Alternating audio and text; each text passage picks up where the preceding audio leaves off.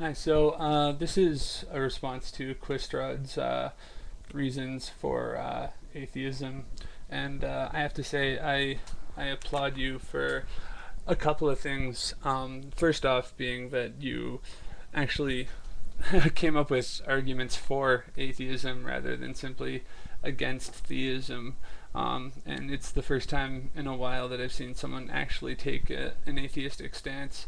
Um, and secondly, for providing evidence for the miniskirt argument for God's existence. Um, the miniskirt argument for God's existence is a response to the ontological argument for God's or against God's existence. Sorry, is a response to the ontological argument for God's existence.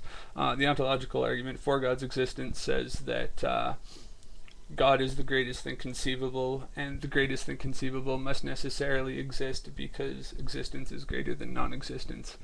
Now, the miniskirt argument against God's existence, buddy of mine and I came up with while we were in the bar trying to figure out how to bring our beers to philosophy class with us, and so we came up with the argument that in order to talk about miniskirts properly, beer must be present, and so we came up with the miniskirt argument against God's existence, which basically says that a miniskirt is such a thing as, drunk guys in a bar define miniskirt. A miniskirt is such a thing where the point of it is to be short.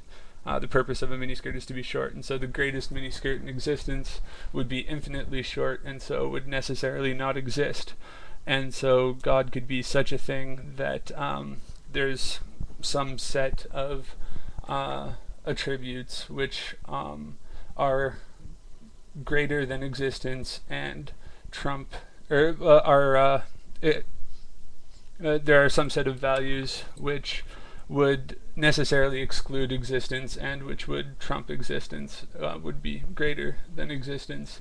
And I didn't think that there was anything to that argument until I saw Quistrod's post, and I'll just read what he had to say here.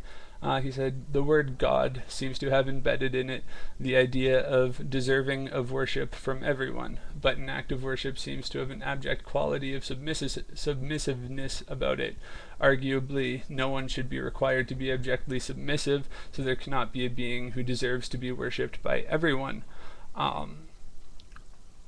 And yeah, I wouldn't necessarily go that far with it, but I would argue that at least not everyone should be required to be objectively submissive. So just to take that one step further, and to put into an actual proof against God's existence, it could be said that assuming that God exists, if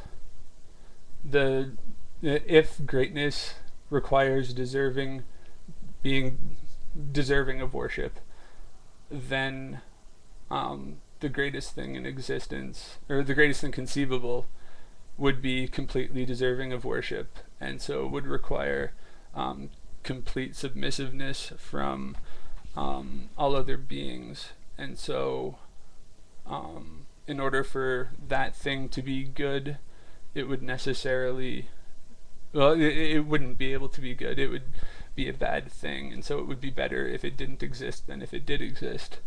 And so it could be said that if God exists, then he's not the greatest thing conceivable, which would seem to contradict the definition of God, at least as Anselm put it in the ontological argument. So reductio ad absurdum, God would necessarily not exist. Yeah, I am impressed.